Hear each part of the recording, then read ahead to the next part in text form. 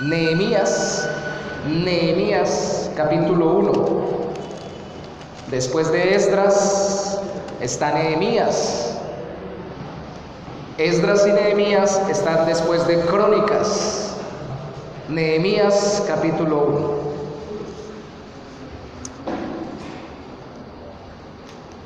1. Hoy vamos a dar continuidad a nuestras enseñanzas sobre el proceso de restauración. Permítame leer el capítulo 1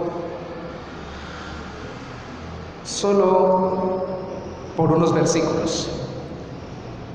Nehemías 1:1. Palabras de Nehemías, hijo de Acalías.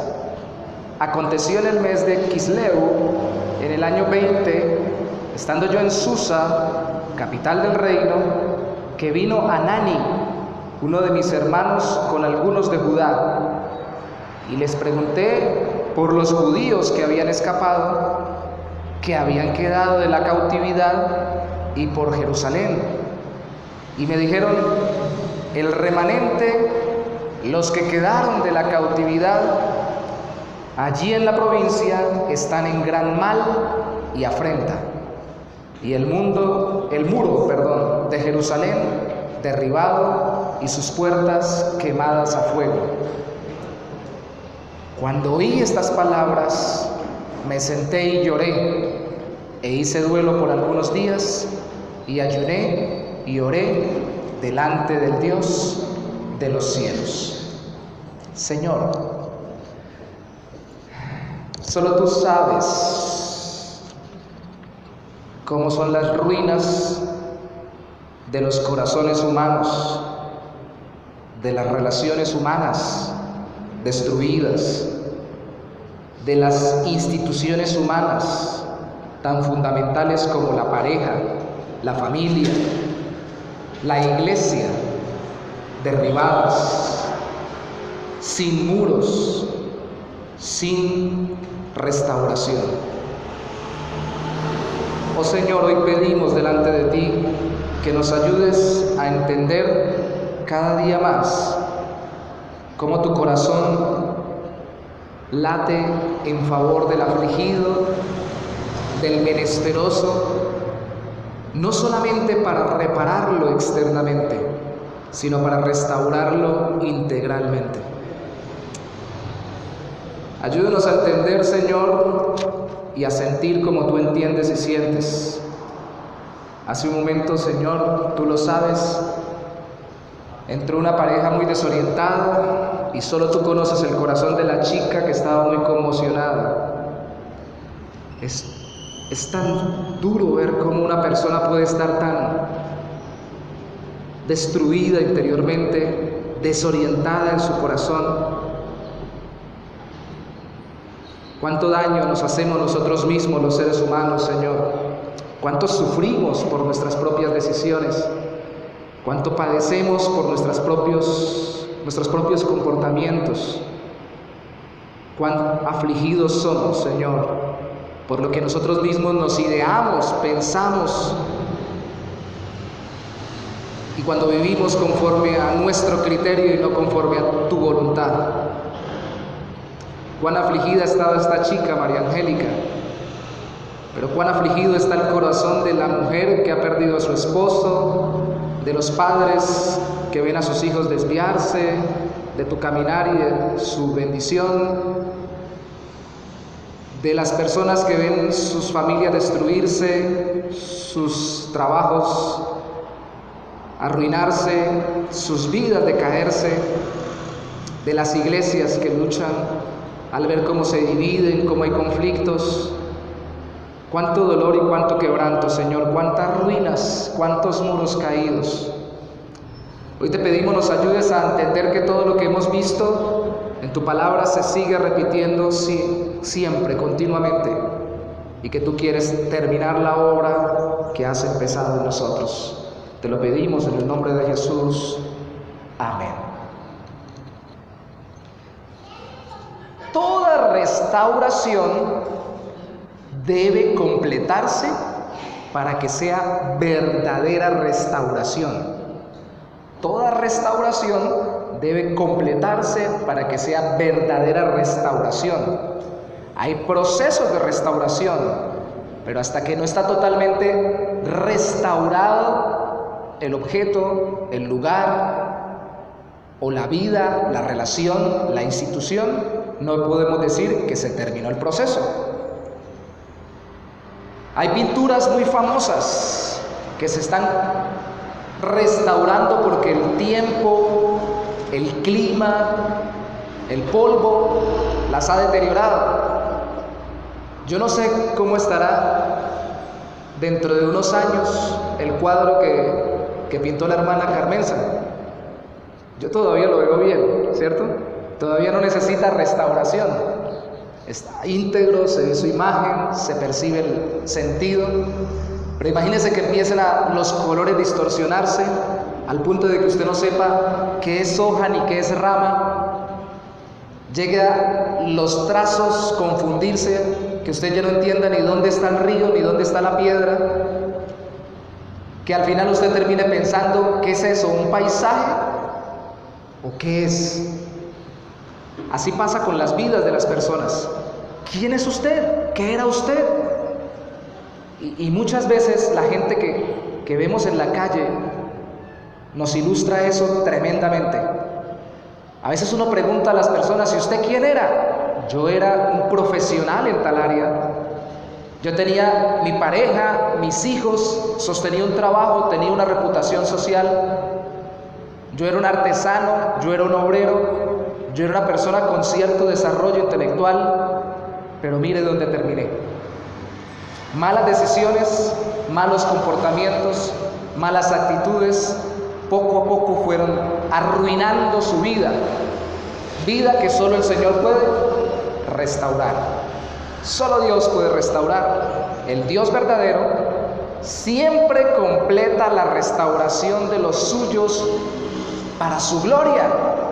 Dígame, ¿cuál milagro de los que hizo Cristo cuando sanaba enfermos, cuando resucitaba muertos, quedó incompleto?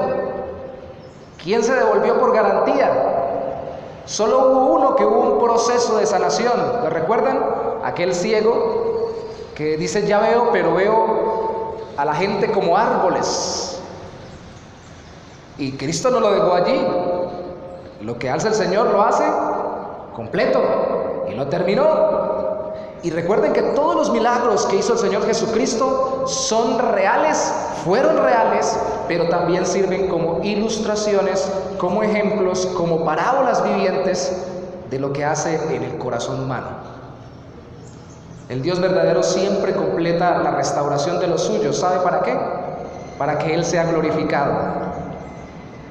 Ayer escuchaba la canción de Marcos Vidal. Creo que el título es Ahora Veo, y se basaba en aquel ciego del Evangelio de Juan que le dijeron, ¿quién es ese hombre que lo sanó? Ese hombre debe ser un pecador como cualquier otro. Y él dijo, yo no sé, yo lo único que sé es que antes era ciego y ahora veo. Eso es todo lo que sé.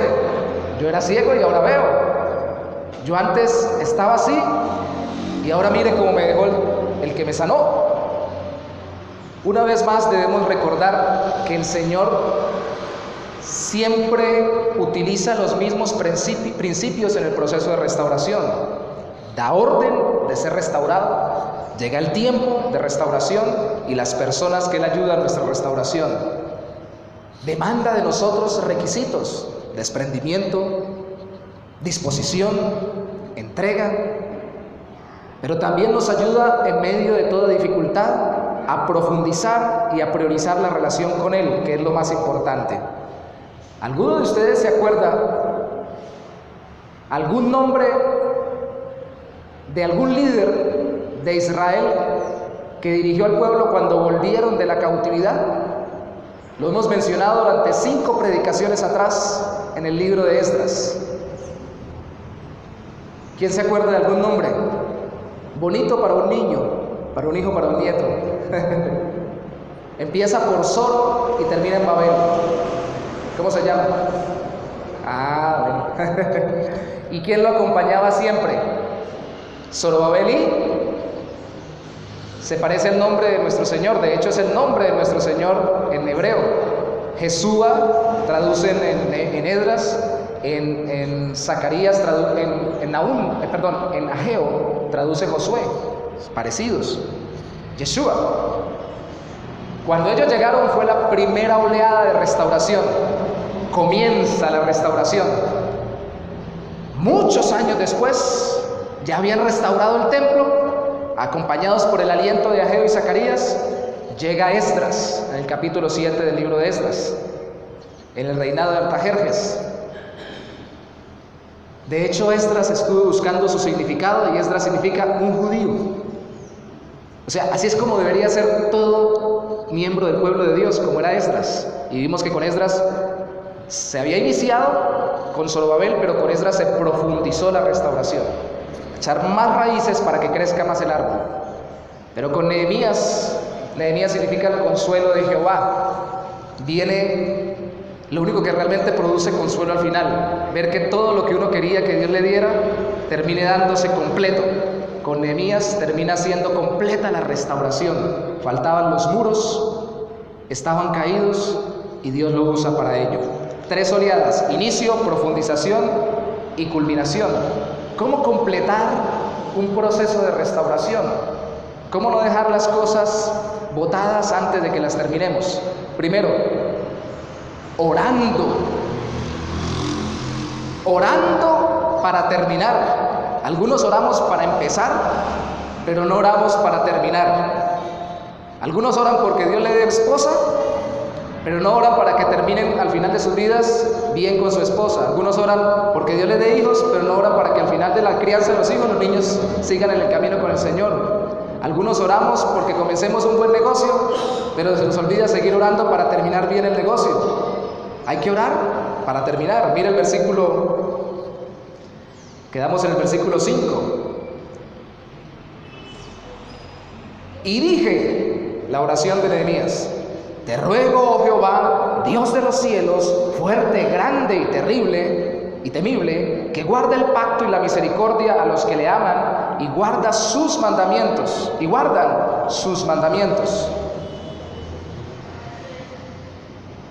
Ese es el inicio de la oración de Nehemías. Permítame leerlo de acá.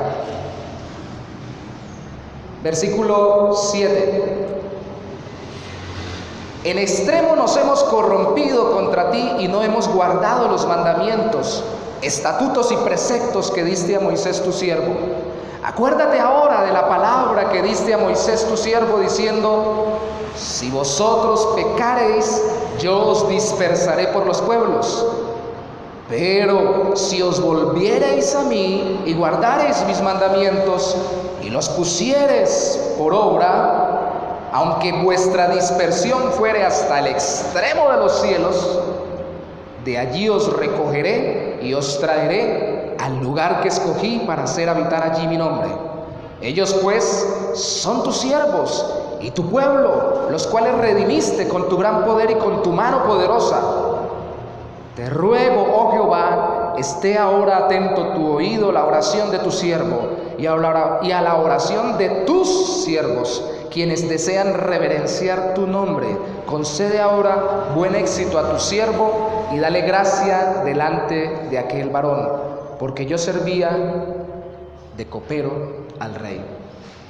Hermanos, si pensamos que la oración solo era para profundizar o para iniciar, es para terminar. Así como recuerdan ustedes las expresiones bíblicas de la lluvia temprana y la tardía. ¿Qué era la lluvia temprana y la tardía? Lluvia al principio de la cosecha y al final de la cosecha. Había necesidad de la mano de Dios enviando lluvia al principio y al final. La necesidad de las condiciones adecuadas que solo Dios puede controlar en el tiempo. Entonces no solamente había la necesidad de que Dios moviera su mano para enviar a Zorobabel al principio y a Jesúa a través de Ciro, el rey, sino que ahora con Artajerjes, el rey que estaba en ese momento en Persia, también Dios le diera gracia delante de ese rey a Nehemías. Nehemías sabía que tenía que ver la mano de Dios moverse. Así que Nehemías estaba orando por la lluvia tardía. Necesitamos la ayuda de Dios para culminar todo lo que empezamos. Porque si empezamos algo con Dios y lo terminamos solos, tendemos a darnos la gloria nosotros, ¿cierto? Alguien alguna vez, después de su conversión, alguien que tomaba mucho de licor, duraba una semana perdida en el licor, una persona nos dijo como al año de haberse convertido, me dijo a mí, no, sí, el Señor me ayudó, pero eso es fuerza de voluntad, eso es que uno no quiere echar para atrás, eso es uno el que se sostiene. Gracias a Dios, y esto lo pongo muy entre comillas porque de verdad le doy gracias a Dios, aunque no quiero que pase eso con ninguno de nosotros. Dios le permitió a los pocos días reincidir otra vez en lo que era su vieja costumbre. Y de esa manera entendió que no es simplemente porque uno quiera, sino porque es Dios el que lo sostiene.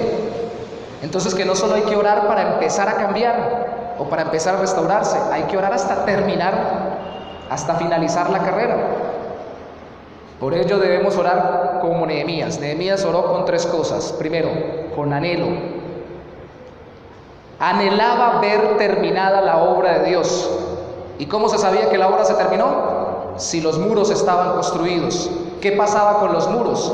Los muros en la antigüedad eran la protección de los enemigos y no se podían reconstruir realmente las ciudades y vivir con tranquilidad si no había un muro protector. Así que toda ciudad que estuviera desprotegida, es decir, sin muros, no se podía decir que estaba terminada. Eso es como si nosotros, dice mi papá, eso es como mi papá tiene muchos dichos, que usted se levante, se lave la cara, se bañe la boca, se bañe todo completo, se vista bien bonito y vaya con los zapatos sucios, es la misma cosa, no hizo nada. Eso es como si yo estoy bien por dentro, pero me veo terrible por fuera, todavía me falta un pedacito. Necesitamos completar la obra para que por dentro y por fuera sea lo mismo, y por fuera entonces solo sea un reflejo de lo que se está fraguando por dentro. Los muros eran muy necesarios y Esdras anhelaba que se Nehemías anhelaba que se reconstruyeran. Anhelo. Segundo, certeza bíblica. ¿Escucharon la oración de Nehemías? Nehemías le citó a Dios la Biblia, ¿cierto? Le citó lo escrito por quién. Vuelvan y miren sus Biblias en Nehemías capítulo 1. ¿Lo escrito por quién? Les doy una pista, está en el capítulo 1. ¿Lo escrito por quién? Lo escrito por los mandamientos, por su ley. Esos mandamientos fueron escritos por el instrumento humano llamado Moisés, el siervo de Dios. Génesis, Éxodo, Levíticos, Números y Deuteronomio. Eso es muy importante porque al final vamos a terminar en estos mandamientos, si Dios lo permite, esta mañana. Y cuando le cita esos mandamientos a Dios, no le cita solo los mandamientos, le cita aquí especialmente una promesa. Tú dijiste, si se portaren muy mal, en mis palabras, si se rebelaren contra mí, los voy a dispersar, van a quedar arruinados. Pero si se arrepienten, vuelven de sus caminos, me buscan a mí, así estén en lo último de la tierra, yo los traigo y los restauro. Certeza bíblica para orar. Si yo no tengo atesorada la palabra de Dios, cuando voy a orar, mi corazón no tiene argumentos, no tiene aliento y no va a encontrar respuesta en medio de la oración. Y tercero, un plan. Tenía anhelo, tenía certeza bíblica, pero tenía un plan. ¿Cómo sabemos que tenía un plan? El último versículo del capítulo 1 que dice, la última frase del capítulo 1, versículo 11. Porque yo servía. ¿Eso qué quiere decir? Ahí dice, yo sirvo de copero al rey. Tengo un trabajo que es ser copero del rey, ¿cierto? Pero detrás de eso, lo vemos en los siguientes capítulos, está queriendo decir Nehemías, aunque no lo diga allí, yo tengo un plan. A mí se me ocurre que me den permiso para ir a restaurar los muros. A mí se me ocurre que Dios me dé gracia y el rey tal vez me conceda lo suficiente. A mí se me ocurre que no solo haya que orar para terminar, sino que haya que actuar sin dejar de orar, que es nuestro segundo punto. Nehemías capítulo 2, versículo 1. Sucedió en el mes de Nisán, en el año 20 del rey Artajerjes, que estando ya... De nuevo tengo que mirar en otro lugar. Sucedió en el mes de Nisán, en el año 20 del rey Artajerjes, que estando ya el vino delante de él, tomé el vino y lo serví al rey. Ese era el trabajo de Nehemías. Y como yo no había estado antes triste en su presencia, me dijo el rey: ¿por qué está triste tu rostro? Pues no estás enfermo. No es esto sino quebranto de corazón. Entonces temí en gran manera. Este rey era tremendo, era Artajerjes. Y dije al rey: para siempre viva el rey. ¿Cómo no estará triste mi rostro cuando la ciudad, casa de los sepulcros de mis padres, está desierta y sus puertas consumidas por el fuego? Me dijo el rey: ¿qué cosa pides? ¡Wow! Pida por esa boca. Entonces oré al Dios de los cielos. Mire esto. Déjeme hacer una pausa aquí.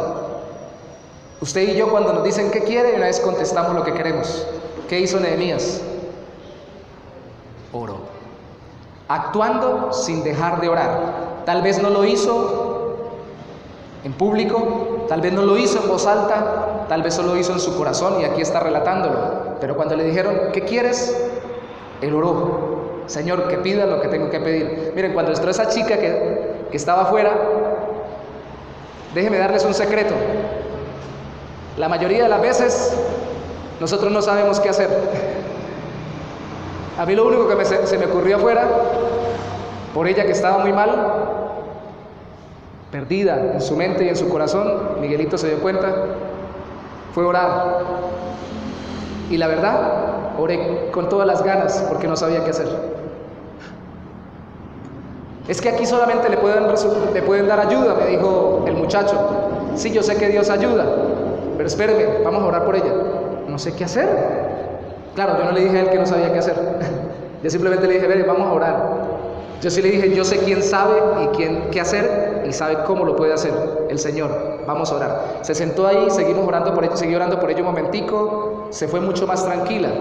Todavía necesita que oremos y la aconsejemos, pero llegó en tal estado, espero que no sea mezcla entre la emoción y alguna cuestión que haya podido pasarle físicamente. Parece que tuvo un shock en la calle porque está vagando en la calle. Que no sabe uno por dónde empezar, y el psicólogo no vino hoy. ¿Dónde está Leonardo en estos momentos? Dije yo, no estaba por ahí. Venga, vamos a orar. Esa es la victoria del creyente. El creyente no tiene que sabérselas todas, ni siquiera el pastor, ni siquiera Nehemías. Nehemías temió y oró. Tenía un plan, sí, cuando la vamos a ver que lo tenía, pero antes de pedir, oró. Seguimos en el verso 5. Y dije al rey: si le place al rey y tu siervo ha hallado gracia delante de ti, envíame a Judá, a la ciudad de los sepulcros de mis padres, y la reedificaré. Lo tenía en la cabeza el hombre. Entonces el rey me dijo, y la reina estaba sentada junto a él. Al parecer esta reina parece que era nuestra amada consierva Esther. ¿Se acuerdan de la historia de Esther? Parece que ella era la que estaba ahí. Tal vez ella ayudó. ¿Cuánto durará tu viaje? ¿Y cuándo volverás?, le dijo el rey a Nehemías. Y agradó al rey enviarme después que yo le señalé el tiempo. El hombre tenía un plan. Ya sabía qué tenía que hacer, ya sabía cuánto iba a durar, ya sabía lo que tenía que realizar, y aún así seguía orando. Se parece a nosotros, ¿cierto? A veces oramos sin ni siquiera mostrarle entusiasmo, poniéndole al Señor algo que deseamos hacer. Señor, ¿me puedes ayudar con este negocio que tengo que hacer? ¿Qué tal que el Señor nos diga: listo, ¿Cómo ha pensado hacerlo? Y yo le diga, no sé, por eso vengo a que me diga. Pero bueno, algo que se le ocurra. Hágame usted el trabajo de pensar por mí, le decimos a veces a Dios. Miren, hermanos, Pablo era muy exitoso en el ministerio, primero por la providencia divina, porque Dios lo destinó para ello. Pero Pablo no se quedaba esperando en el Nuevo Testamento a que Dios le dijera, vete para tal lado, vete para tal otro. Él arrancaba. Dios le dijo, tú eres apóstol a los gentiles. Él iba a todos los pueblos que no eran judíos. Más bien al contrario, le tocaba a Dios aparecérsele en sueños, como se le apareció con un varón macedonio, en el sueño que le decía, pasa a Macedonia. Entonces él entendió que no tenía que ir al otro lado, sino para Macedonia, porque ya iba para otro lado. Dios lo reorientaba. Pero nosotros a veces, cuando no tenemos un plan, no es porque Dios no pueda actuar sin que pongamos un plan, sino que estamos mostrando que realmente no deseamos tanto lo que estamos pidiendo. A veces pedimos, Señor, cámbiame, cambia mi casa, cambia mi vida, cambia mi familia, cambia mi iglesia. Pero Dios dice, ¿qué estás haciendo? ¿Qué has pensado hacer? Nos puede decir el Señor. Entonces decimos, no sé. Dios quiere ver nuestra intención. Tenía un plan. Sigamos leyendo el capítulo 2 para que veamos lo que pasó allí. Versículo 7, además dije al rey, si le place al rey que se me den cartas para los gobernadores al otro lado del río, para que me franqueen el paso hasta que llegue a Judá, y carta para Asaf, guarda del bosque del rey, para que me dé madera para enmaderar las puertas del palacio de la casa y para el muro de la ciudad y la casa en que yo estaré. Y me lo concedió el rey, según la benéfica mano de mi Dios sobre mí. Qué tremendo, ¿no?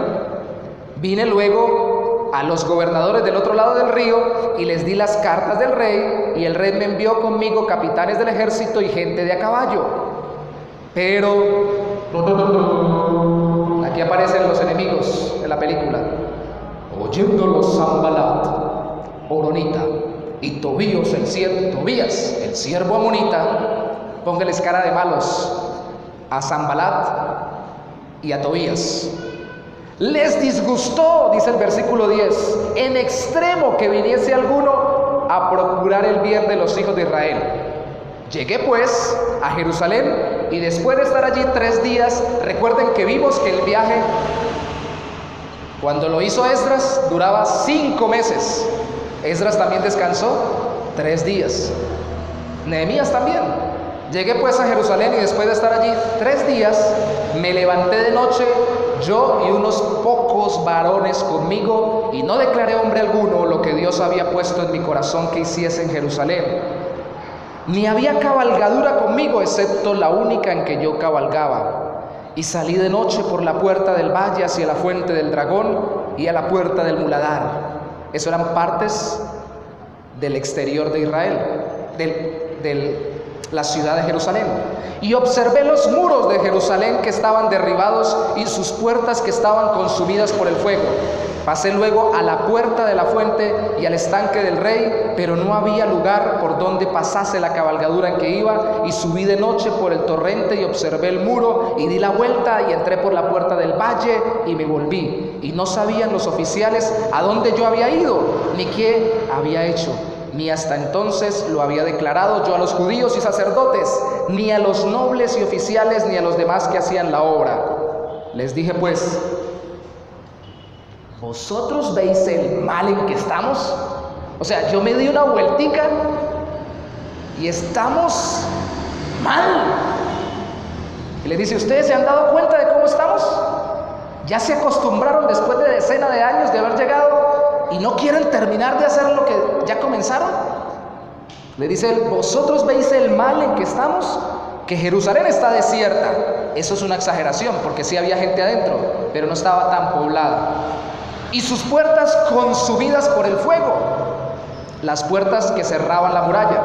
Venid y edifiquemos el muro de Jerusalén y no estemos más en oprobio. Entonces les declaré cómo la mano de mi Dios había sido buena sobre mí, y asimismo las palabras que el rey me había dicho, y dijeron, levantémonos. Eso suena muy colombiano, ¿no? Levantémonos y edifiquémonos, edifiquémosle y edifiquemos. Así esforzaron sus manos para bien. Pero cuando lo oyeron Sanballat horonita, Tobías el siervo amonita y Gesén el árabe, hicieron escarnio de nosotros, se burlaron y nos despreciaron diciendo: ¿qué es esto que hacéis vosotros?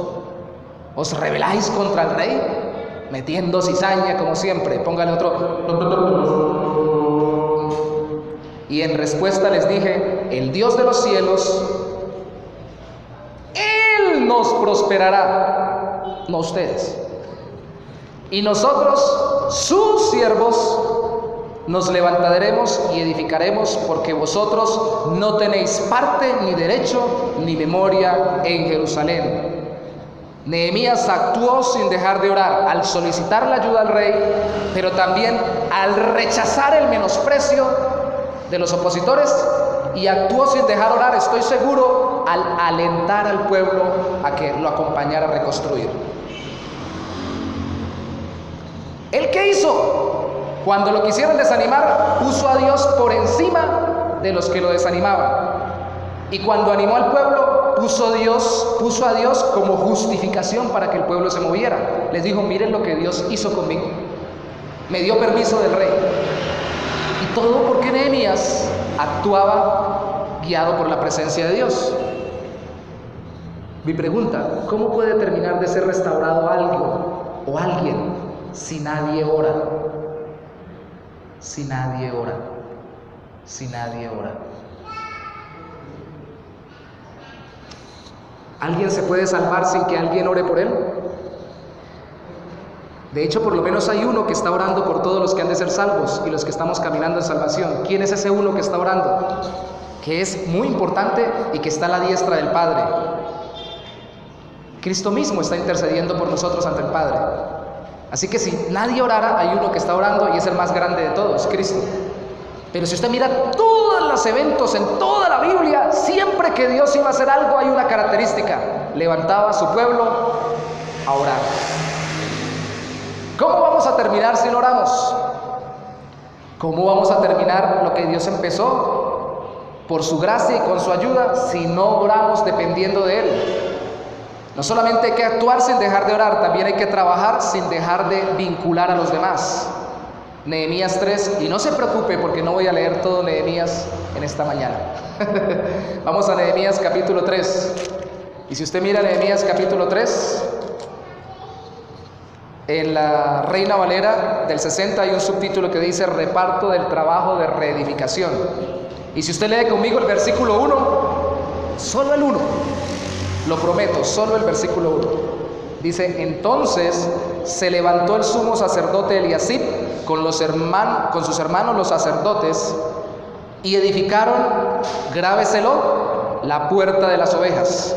Ellos arreglaron y levantaron sus puertas hasta la torre de Amea, y edificaron hasta la torre de Ananeel. ¿Sí es así? ¿Sí está bien dicho? Otro nombre bonito para un niño: Ananeelcito. Hasta la torre de Ananeel. Sáltese conmigo hasta el versículo final del capítulo 3.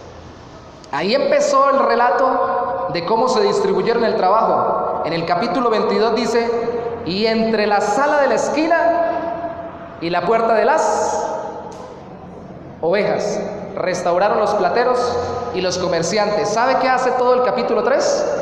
Describe la obra de restauración del muro, que era un círculo alrededor de la ciudad, pedazo por pedazo, empezando en la puerta de las ovejas, dando la vuelta en círculo por todo alrededor de la ciudad y terminando en la puerta de las ovejas. Incluía sacerdotes, líderes o gobernantes y personas del común. Era un trabajo que hacían por equipo, metiendo a todos en diferentes equipos y en cada lugar distinto. Todos tenían un lugar, todos estaban vinculados, delegaban un lugar para todos. Pregunta: ¿cómo terminamos una restauración si no vinculamos a todos los que están en medio de la dificultad a restaurar? ¿Cómo arreglo yo una relación perdida si la otra persona no quiere que la relación se restaure? ¿Cómo hago? Imposible. Bueno, para mí, Para Dios es posible que cambie su corazón, pero debe ser ella vinculada. La mayoría de personas se conforma con lo siguiente: Señor, trae a mi hijo que está lejos y que está pasando dificultades y que está descarriado. El hijo llega y ahí se queda. Ese hijo también tiene que vincularse a caminar con el Señor y hay que continuar la restauración. La mayoría de personas solo dice: Señor, permíteme volver a ver al familiar, permíteme volver a iniciar el negocio que perdí, y ahí se queda. Y no le dan continuidad al trabajo con ellos, ni vinculan a las demás personas de la empresa, de la familia, que están restaurándose. Todos tienen que vincularse. Esa es la dificultad. Alguien dijo alguna vez: los hijos de pastor sufren mucho. Los hijos de pastor sufren mucho porque los hijos de pastor todo el mundo los mira, todo el mundo los detalla, todo el mundo quiere que sean perfectos y quiere que anden en santidad. Pero mi pregunta es: ¿los que no son hijos de pastor sino hijos de un creyente común y corriente deben andar diferente? ¿Eso sí pueden andar conforme al mundo? ¿Pueden hacer lo que sea? O sea que yo soy el único que tengo que decirle a mis hijos: venga, vamos a orar, o venga, ¿qué están haciendo con sus vidas? Todo creyente, ¿cierto? Hay que vincularlos a todos y delegarles una función para que la restauración sea completa. Pues nos damos cuenta por qué aquí en la iglesia decimos que todos tenemos que trabajar en conjunto. ¿Solo el pastor tiene que trabajar? ¿Solo el pastor tiene que predicar? Vienen ahorita los hermanos de Venezuela y ya varios de ustedes, y le doy gloria a Dios por eso, se han ofrecido para hacer una u otra cosa en medio de la actividad de movilización evangelística. Algunos han dicho abiertamente que están orando, otros han dicho: yo colaboro en lo que se pueda en la actividad, otros han dicho: yo colaboro con recursos. Gloria a Dios, así es que se trabaja, cada uno con un pedacito del muro. Eso es trabajo en equipo, trabajando sin dejar de vincular a los demás en el equipo. Y el último punto sería, y este es un poco extenso, no prometo que voy a leer solo un versículo, voy a leer varios: resistiendo sin resistirse a cambiar. Capítulos 4, 5, 6, 7 y 8 hasta el versículo 12 de Nehemías. Capítulo 4, versículo 6. Edificamos pues el muro y toda la muralla fue terminada hasta la mitad de su altura, porque el pueblo tuvo ánimo para trabajar. Pero, siempre hay un pero, aconteció que oyendo Sanbalat y Tobías, otra vez estos dos, y los árabes, los amonitas y los de Asdod, que los muros de Jerusalén eran reparados, porque ya los portillos comenzaban a ser cerrados, se encolerizaron mucho y conspiraron todos a una para venir a atacar a Jerusalén y hacer daño. Entonces, otra vez a orar. Oramos a nuestro Dios y por causa de ellos pusimos guarda contra ellos de día y de noche. Y dijo Judá: las fuerzas de los acarreadores se han debilitado y el escombro es mucho y no podemos edificar el muro. ¡Qué tremendo! ¿Y qué pasó con ese muro? Salte conmigo hasta el versículo 17. Los que edificaban en el muro, los que acarreaban y los que cargaban, con una mano trabajaban en la obra y en la otra tenían la espada. O sea, tocó resistir la oposición orando. ¿Qué pasó con ellos? Salte conmigo al capítulo 6, versículo 1. Cuando oyeron Sanbalat y Tobías, otra vez, y Gesén el árabe y los demás de nuestros enemigos, que yo había edificado el muro y que no quedaba en el portillo, aunque hasta aquel tiempo no había puesto las hojas de las puertas, Sanbalat y Gesén enviaron a decirme: ven y reunámonos en alguna de las aldeas en el campo de... Hermanos, oren por mi vista. En el campo de... dígamelo fuerte para entenderlo. Ono. Qué nombre tan raro. Mas ellos habían pensado hacerme mal. Y les envié mensajeros diciendo: yo hago una gran obra y no puedo ir. porque cesaría la obra dejándola yo para ir a vosotros. Y me enviaron a mí con el mismo asunto hasta 4 veces, y yo le respondí de la misma manera. Verso 11 del mismo capítulo. Entonces dije: un hombre como yo ha de huir, y quién que fuera como yo entraría en el templo para salvarse la vida. No entraré. Y entendí que Dios no lo había enviado a un falso profeta, sino que hablaba aquella profecía contra mí, porque otra vez Tobías y Sanbalat lo habían sobornado, porque fue sobornado para hacerme temer así, y que pecase y le sirviera de mal nombre con que fuera yo infamado. Acuérdate, Dios mío, de Tobías y de Sanbalat, que aparecen en todos lados de este libro. Acuérdate de Tobías y de Sanbalat, Señor. Acuérdate de Tobías y de Sanbalat. ¿Qué es lo que está haciendo aquí mi amigo Nehemías? Está pidiendo que Dios haga justicia conforme a estas cosas que hicieron.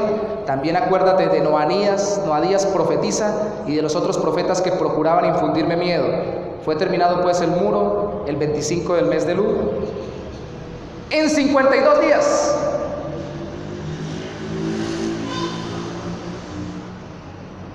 Es muy duro que Dios me haya permitido conocer a esta chica cuando entró, distinguirla, y que me permita, lamentablemente, ver en su corazón lo que pasa en muchos de nuestros corazones, en el corazón de Nehemías. ¿Sabe qué dijo ella? No sé qué le pasó. Tengo miedo. Tengo miedo. Al parecer, viviendo en la calle le pasó algo muy duro y quedó con miedo. ¿Y qué era lo que tenía Nehemías? Miedo. Miedo, hermanos. No alcanzamos a leer en versículos anteriores. Dicen que ellos construyeron con mucho ánimo hasta la mitad.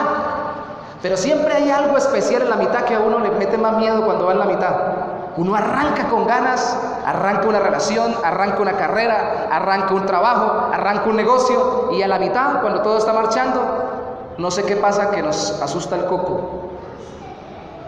Y como que uno trata de echar para atrás. ¿Será que sí? ¿Será que no? Y como Nehemías, nos da miedo continuar. Nos da miedo continuar. Hay personas que han llegado acá, de Venezuela por ejemplo, y se han devuelto a los pocos días por el temor a las circunstancias que están viviendo acá y a que les hagan daño. Hay personas que inician un trabajo y al poco tiempo se van. Hermanos, les puedo decir con todo mi corazón, yo era en el Señor una persona muy indecisa. Y realmente cuando conocí al Señor, Dios empezó a darme decisión en mi vida. Y de las cosas que no he podido echar para atrás, le lo doy como testimonio en el Señor, aunque muchas he dejado de no completar, es continuar la obra del Señor. Si Dios, por ejemplo, nos trajo a nosotros acá a Bucaramanga, así como trajo a otros de Venezuela y de otros lugares, hasta de Estados Unidos, a Bucaramanga, a esta iglesia, es porque nos trajo con un propósito, y hasta que no lo terminemos, no nos vamos. ¿Amén? ¿O no amén? ¿Cierto? Hay que terminar. ¿Y quién dijo miedo? ¿Cuál es el secreto del chapulín colorado? El chipote chillón, las antenitas de vinil, la chicharra paralizadora, el gran corazón, o que es como una lechuga, dice la canción, y su escudo es un corazón. Yo escuchaba a Roberto Gómez Bolaños en una entrevista y le preguntaban qué pensó cuando hizo el chapulín colorado, y él dijo lo siguiente: todos los héroes son indestructibles. Por ahí una kriptonita con Batman que medio lo destruye, o el pasado, el recuerdo del pasado en el corazón de Batman, o alguna cosa especial pero muy pequeñita, pero en el resto de cosas prácticamente indestructibles. De hecho, Superman es el hombre de acero, no le entra la bala, no le entra nada, no le entra ni un mal pensamiento. Pero dijo él, el chapulín colorado lo hice como el antihéroe. Todo el tiempo tiene miedo. Todo el tiempo. No hay un momento en que no tenga miedo. Pero siempre termina haciendo lo que debe hacer a pesar del miedo. Y decía él, porque así somos nosotros los seres humanos. Las personas, incluso cuando ya tenemos práctica y nos confiamos y perdemos el temor reverente, primero delante de Dios y segundo prudente de no hacer las cosas mal, terminamos equivocándonos. Los conductores, por lo general, que nos estrellamos son los que estamos muy confiados y trabajamos muy mecánicamente. Pero cuando uno está empezando a conducir, Uno mira quién viene, uno mete todos los cambios, uno sabe cuándo va la primera, cuándo va la segunda, cuándo va la tercera. Yo cuando aprendí sabía hasta más o menos 10 kilómetros por hora, por mucho la primera, contabilizaba hasta con el velocímetro. Ya en 30 kilómetros tengo que haber metido la segunda, la tercera. Y era mirando con cuidado y nunca me estrellaba. Adivinen qué pasó cuando agarré confianza. Casi acabo el carro. Porque se confía uno y ya no sabe uno ni cuándo es primera, ni segunda, ni tercera. Se le olvida, va uno automáticamente. El temor reverente, primero delante de Dios, pero segundo en prudencia para no equivocarnos, es necesario. Nehemías había sido respaldado por el rey más grande de la época. Nehemías había sido surtido por el mismo rey. Nehemías había sido respaldado por el pueblo que estaba allí. Nehemías tenía la mano de Dios moviéndose, oraba y Dios le contestaba, y aún así temía. ¿Sabe por qué le pasaba? Para que tuviera que poner todo en las manos de Dios y oponerse contundentemente a que los enemigos destruyeran la obra del Señor o la detuvieran. Temer a que Dios termine demandándonos que no terminamos lo que empezamos. Hay que resistirse a todo para no dejar las cosas a la mitad.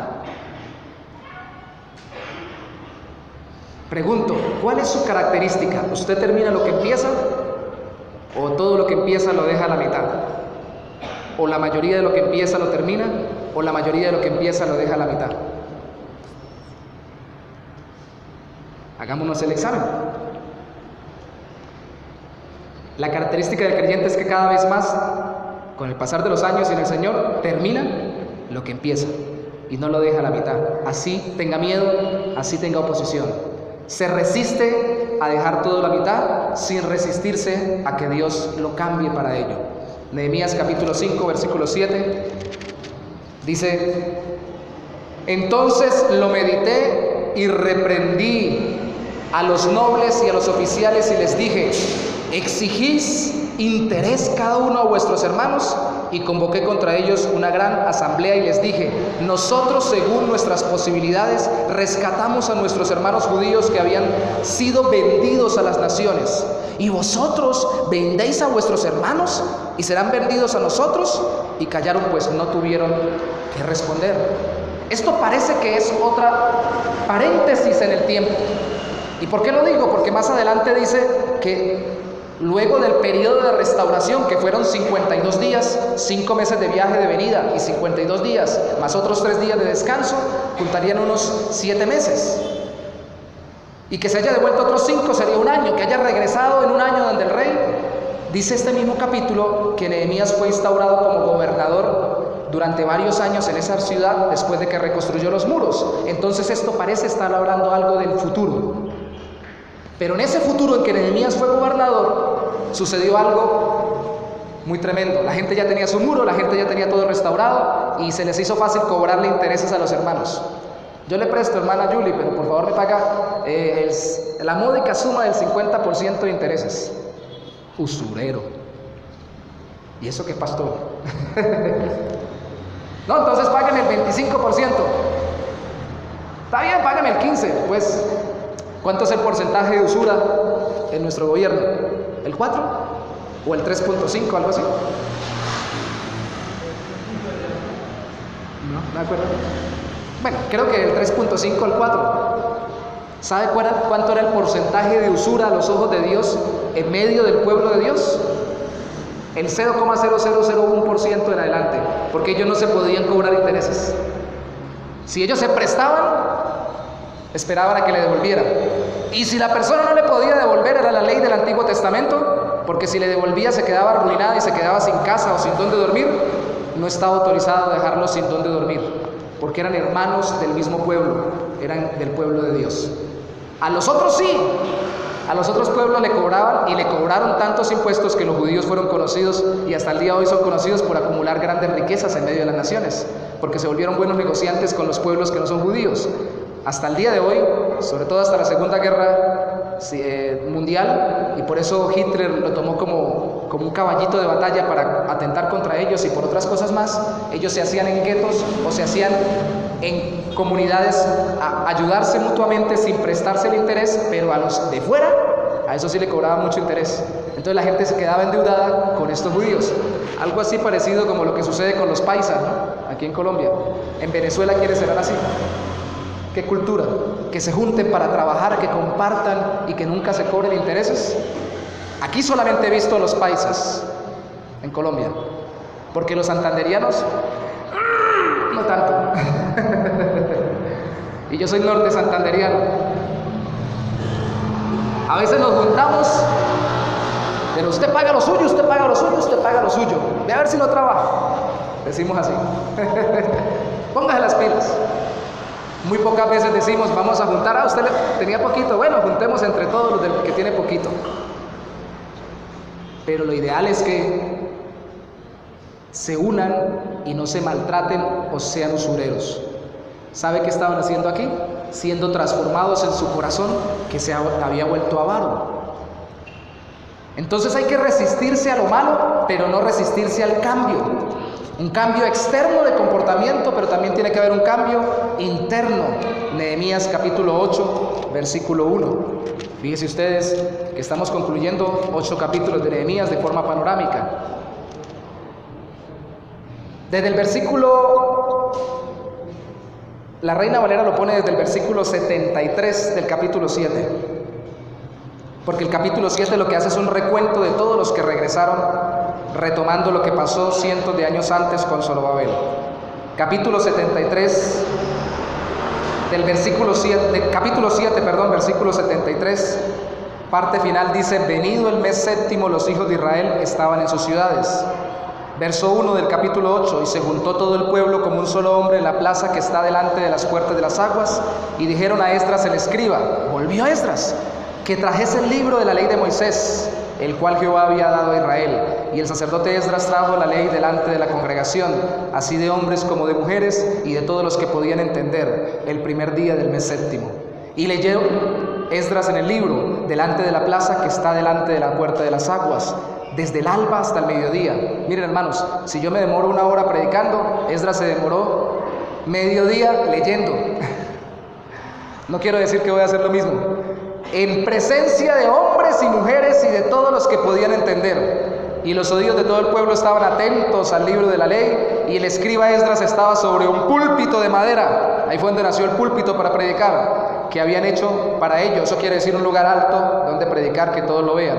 Y junto a él estaba Matatías, Sema, eso suena como un pan, bueno, Sema, Anías, Urías, Hilcías y Maasías.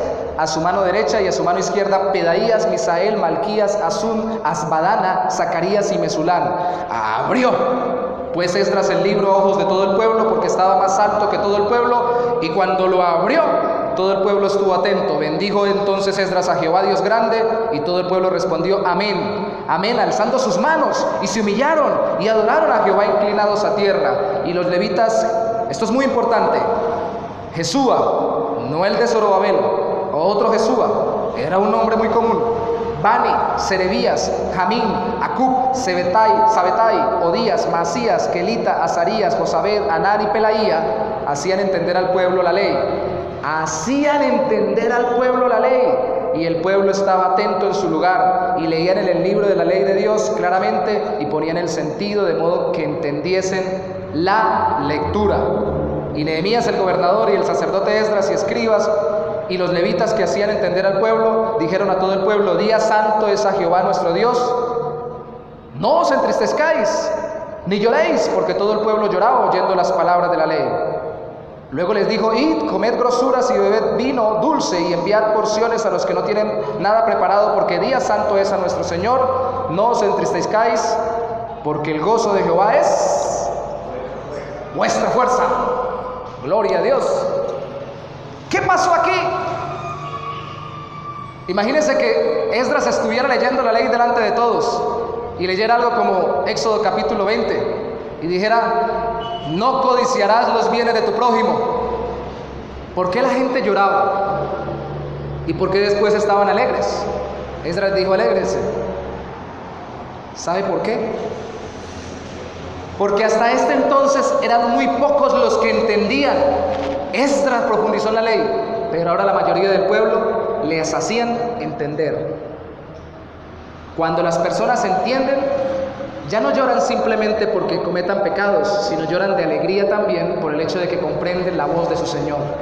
Hay una mezcolanza rara en el creyente, una paradoja o contradicción aparente. Un hombre de Dios lo resumió así: el creyente es el más aburrido o triste con el mundo, pero es el más alegre o gozoso en el mundo. ¿Cómo es eso? Porque el creyente entiende su naturaleza carnal y el pecado del mundo, y por eso vive triste con el mundo. Pero al mismo tiempo, como el creyente tiene a Cristo, lo ha salvado y está por Él, en su gracia y por su misericordia, camina en bondad de Dios, por la obra de Cristo, en medio del mundo vive gozoso, vive alegre, vive feliz. La connotación al final es que el cambio debe continuar, así la obra se termine. Porque ¿cómo se terminará la restauración si todos no somos transformados? Miren, mis hermanos, hay un libro muy bonito, para poner otro ejemplo familiar, que escribió Tep Tripp, si no estoy mal. Tep Tripp, de Estados Unidos. Se llama Pastoreando el corazón de tus hijos. Es muy complejo porque el libro enseña que es muy sencillo hacer que los hijos vivan conforme a la voluntad de Dios. Es dedicarles tiempo para que la palabra de Dios llegue a sus corazones. La mayoría queremos que el muro sea reconstruido y que el único que ore y lea Biblia sea yo, y los demás que funcionen bien automáticamente. Y resulta que el trabajo es que otros se vinculen. ¿Por qué creen que les insisto tanto todo este tiempo, hermanos? ¿Se han dado cuántas veces he dicho yo que hay que orar? En esta mera enseñanza. Yo quisiera que usted se fuera aburrido para la casa y dijera: no sé, pastor, toda la mañana lo que enseñó, que oremos, que hay que orar, para que cuando llegue a la casa se acuerde y ore. Y que cuando llegue a la casa se acuerde, no, pero que todos tenemos que ser los que entremos a leer la Biblia, todos somos los que tenemos que conocer al Señor a través de la palabra, para que cuando llegue allá diga: vamos a leer ese libro que no había leído por acá, un Sofonías. ¿Han leído Sofonías? Miqueas. ¿Han leído Miqueas? ¿Han leído el libro de Ezequiel? También, ¿cierto? El de Ezequías no existe. Hermanos, hemos leído la Biblia, hemos meditado y profundizado en ella, hemos hecho la labor de profundizar en la relación con Dios a través de la palabra. Si vamos a seguir siendo transformados, no nos conformemos solamente porque Dios ya restauró mi hogar, ya restauró mi casa, ya completé el ciclo, ya restauró mis finanzas, ya me restauró el negocio y ya. No, porque cada uno de los que está en mi hogar, mi casa, mi negocio, a esa hora mi objetivo, así como que está en mi iglesia. Por eso, hermanos, les voy a decir algo con todo el corazón: ustedes son mi objetivo, el objetivo de mi corazón. Y por eso perdónenme si soy tan cansón, desde el púlpito y en las casas. Pero así dice el Señor que hacían los apóstoles: desde el templo y en las casas enseñaban la palabra. Los voy a perseguir, pero no para hacer la vida imposible, sino para animarlos en el Señor a que cada uno continúe buscando al Señor en oración y en la palabra, porque debemos orar y trabajar juntos hasta el final de cada etapa de restauración. Si admitimos que Cristo vino a salvarnos de nuestro pecado, nuestras vidas deben reflejar cada día más eso, deben reflejarlo cada día más. La próxima y última enseñanza no la vamos a tener la semana entrante, porque hay una campaña que vamos a hacer de movilización. Vamos a tener un mensaje especial evangelístico para cerrar toda la semana de trabajo. Pero dentro de 15 días simplemente vamos a hablar de celebrar cuando Dios nos da la victoria de restauración. Pero hasta el día de hoy, hermanos, llévese algo en su corazón. Dios quiere que usted termine lo que ha empezado, porque el que persevera hasta el fin, este será salvo, ¿cierto? O sea que es hasta que tenga 20 años, 30 años o 40 años. No, es hasta que cuelgue los guayos, dijo el colombiano, o hasta que pase al papayo, dijo el otro colombiano. Es decir, hasta que parta con el Señor, hasta que entregue mi corazón a Cristo y muera de esta tierra. Hasta ese día voy a seguir trabajando en el Señor. Pablo dijo: yo mismo no pretendo haberlo alcanzado ya, pero una cosa hago, me extiendo para hacer aquello para lo cual ya fui asido. Pablo no dudaba de su salvación, pero Pablo decía: yo no doy por sentado que todavía he crecido todo lo que debo crecer. que he avanzado todo lo que debo de avanzar. Todavía me falta mucho más. Todavía me falta mucho más. ¿A cuánto le falta más acá? Ayer escuchaba el cumpleaños de un pastor mientras usted se pone sobre sus pies. Le agradezco para orar. Decía, estoy cumpliendo 60 años, decía él. Calculo que me queden unos 15, 20 o 20 algo, decía él. Entonces estoy aprovechando mucho el tiempo, porque no me queda mucho. Hermanos, ¿qué tal si oramos al Señor para decirle, Señor, no permitas que dejemos a la mitad lo que tú estás haciendo en nuestra vida? Y lo que tú empezaste, Señor, termínalo hasta el final. Gracias te damos hoy, mi Rey, porque tú comenzaste la obra en nuestros corazones y no nos dejarás hasta el día de Jesucristo, así dice tu palabra. Y te damos gracias, Señor, porque confiamos que no es nuestro el sostenernos sin caída, sino de tu parte, mi Dios. Pero te pedimos no nos permitas olvidarnos de vivir orando hasta terminar de entregar nuestras vidas a ti, actuando sin dejar de orar, trabajando no solo sino en equipo y resistiendo al mundo, pero sin resistirnos a que tú nos sigas cambiando, Señor. Síguenos transformando cada día más para poder ser cada día más reflejo de tu gloria. El pueblo de Israel aprendió tan duramente la lección que luego ya nunca más volvieron a ser idólatras dentro de sus templos y dentro de su ciudad santa. Ya la idolatría quedaba en su corazón y tal vez por eso, no tal vez, muy seguramente por eso, terminaron rechazando a Cristo cuando vino cientos de años después. Pero lo cierto es, Señor, que nosotros no queremos hacer lo mismo. No queremos simplemente ver que nos has cambiado o que has restaurado algo de nuestra vida y seguir como todos los demás. ¿Cuántas personas han venido a tu iglesia, esta o cualquier iglesia, porque quieren que sus familias sean transformadas? Tú has hecho la obra y se han olvidado de caminar contigo en la iglesia y en sus casas. ¿Cuántas personas, Señor, han venido porque sus vidas económicas sean restauradas a esta y a muchas iglesias? Tú los has restaurado y se han quedado con el negocio y sin la relación contigo. ¿Cuántas personas no han terminado la restauración sencillamente porque a la mitad del camino, a la medianoche, como dice una de las parábolas, precisamente cuando más dura es la tormenta y cuando más fuerte es la oposición, han dejado todo botado? Han dejado de orar, han dejado de trabajar en equipo, han dejado de resistirse a la oposición y han dejado de disponerse para que tú los transformes. Señor, oramos por ellos. Ayer con el pastor Eberto hacía un recuento de las personas que él conoció aquí en la iglesia cuando vino la primera vez, con el pastor Miguel Ángel. Hay nombres propios, Señor, que están afuera y que están sin ti. Nosotros mismos, Señor, te necesitamos. No pretendemos haber terminado ya la obra. Ayúdanos para terminar en victoria por la gracia tuya en Cristo Jesús.